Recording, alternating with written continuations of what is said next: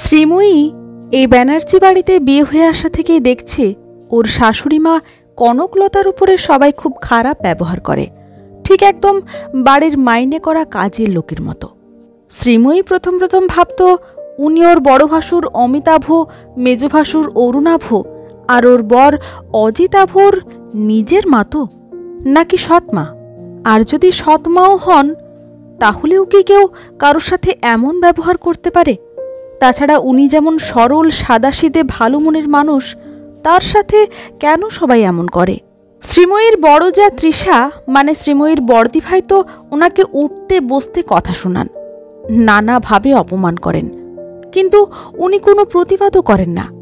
উল্টে এমন ভাব করেন যেন সত্যি সত্যি উনি অপরাধী। শ্রীময়ীর মেজুজা মধুজা মানে শ্রীময়ীর মেজদি ভাই তো ওনাকে কাজের লোকই ভাবেন। ওর ঘরে চা পৌঁছে দিতে দেরি হলে ওনাকে এমন বকাবকি করেন যেন মনে হয় মাইনে দিচ্ছি যখন ঠিকমতো কাজ করতে হবে, এমন একটা ভাব করেন।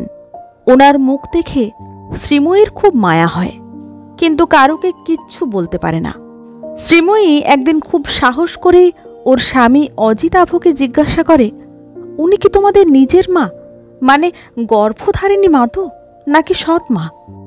অজিতাভ কটমট করে ওর দিকে তাকাতেই শ্রীময়ী ভয় পেয়ে যায়, বলে, না মানে। অজিতাভ বলে, তোমার কি দেখে মনে হলো উনি আমার গর্ভধারিণী নন? শ্রীময়ী এরপর আর কোনোদিনই এই ব্যাপারে অজিতাভকে কিছু জিজ্ঞেস করেনি। বড় যা বা মেজ জায়ের কাছেও এ ব্যাপারে কিছু জানতে চায়নি। ও জানে অকারণ কৌতূহল মোটেও ভালো নয়, সময়ই সব বলে দেবে। খুব সকালবেলা কনকবালা দেবী ঘুম থেকে উঠে পড়েন। কখন ওঠেন শ্রীময়ী জানতেই পারে না। শ্রীময়ীর যখন ঘুম ভাঙে তখন কে উনি রান্না বসিয়ে দেন, কারণ ওনার 3 গুণধর ছেলে যে অফিস যাবে, তাদের অফিসের ভাত, দুপুরের টিফিন সব গুছিয়ে সবার জন্য চা করে তবেই সবাইকে ডেকে দেন।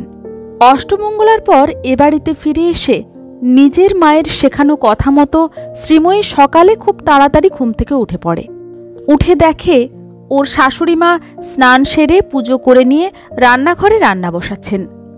শ্রীময়ী তাড়াতাড়ি বাসি কাপড় কেচে স্নান সেরে ঠাকুর প্রণাম করে এসে বলে, কি করতে হবে আমায় বলো মা।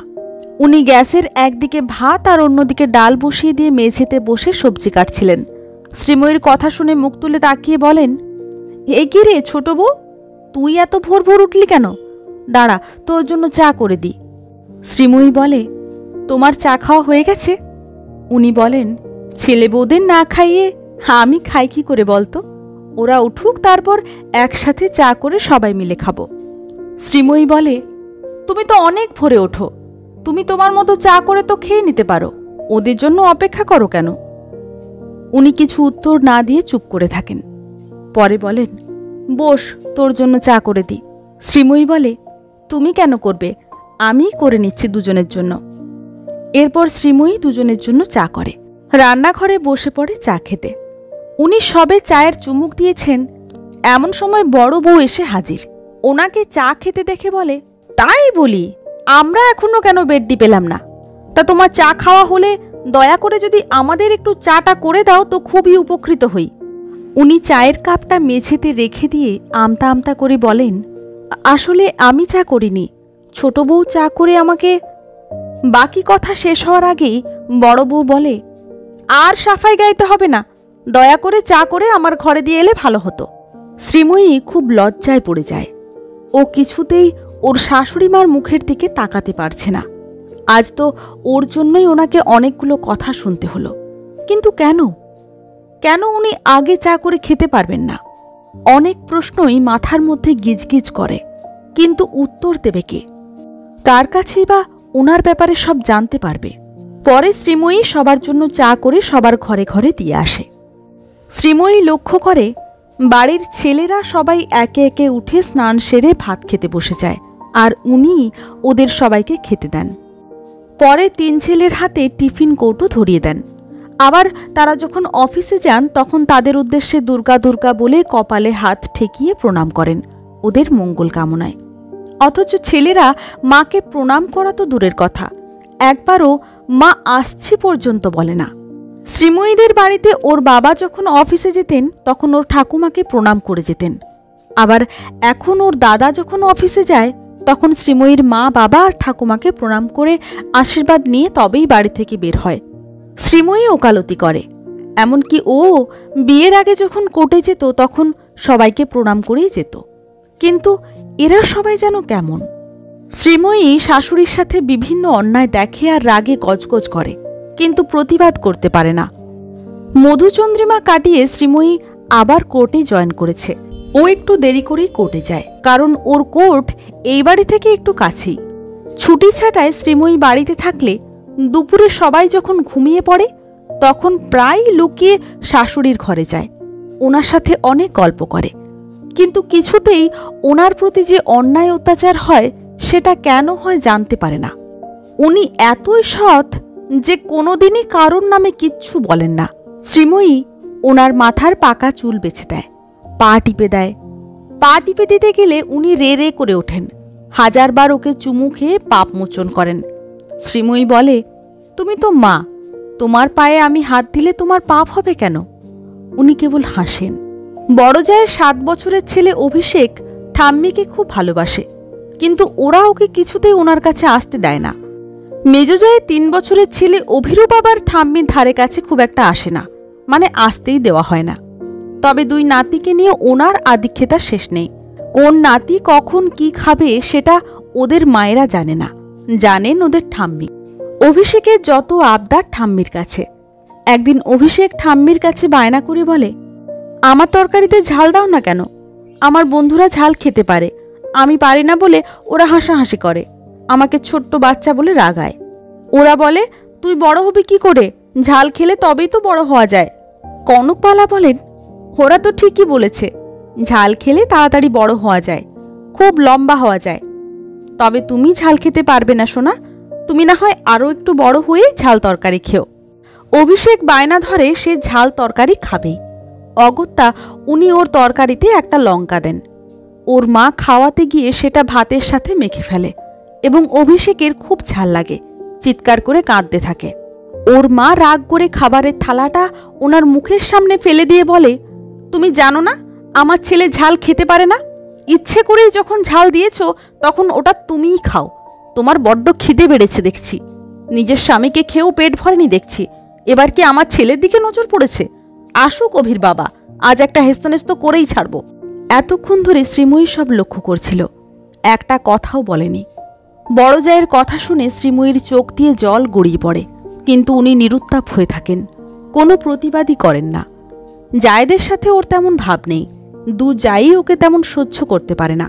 তার কারণ হলো শ্রীময়ী ওকালতি করে অর্থ উপার্জন করে যে। সেদিন বড় জায়ের সেই কথাটা শ্রীময়ীর মনে দাগ কেটে যায়। স্বামীকে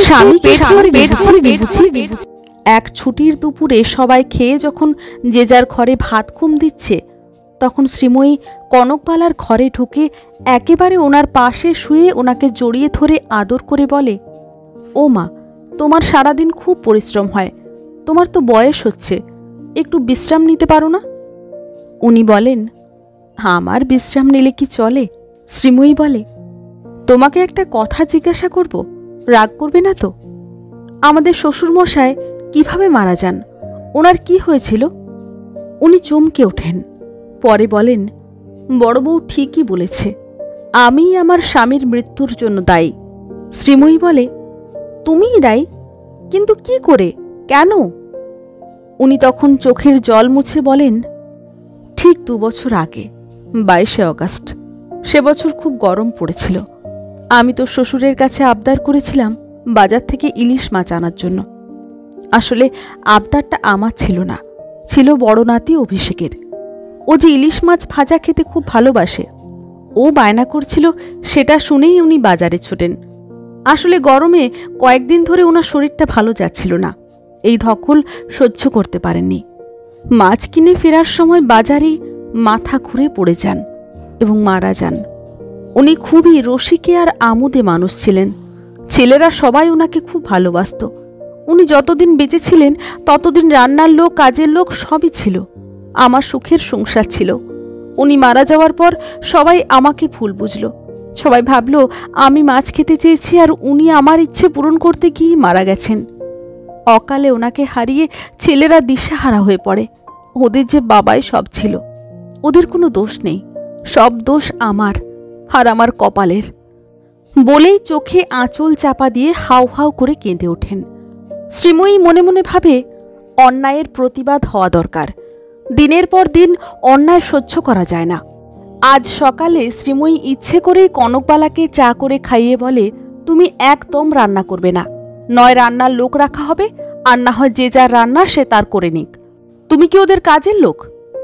কনকবালা বলেন, হে কি অনর্থ করছিস ছোট বউ, ছাড় আমাকে, রান্না না করলে সবাই খাবে কি? শ্রীময়ী বলে, আজ ছুটির দিন, আজই একটা ফয়সালা হয়ে যাক। মিথ্যে অপবাদ কেন তুমি বয়ে বেড়াবে? একটু বেলা হতেই মহারানীদের ঘুম ভাঙে, আর চা পায়নি বলে রান্নাঘরে এসে হুঙ্কার ছাড়ে। শ্রীময়ী তখন প্রতিবাদ করে বলে, আমি মাকে দিব্যি দিয়েছি, তাই উনি আজ থেকে কোনো কাজ করবেন না। আজ থেকে আমরা তিন যা কাজ ভাগ করে নিয়ে কাজ করব। ওনার বয়স হয়েছে, ওনার এখন বিশ্রামের প্রয়োজন। এসো বর্দি ভাই, কাজগুলো ভাগ করে নি।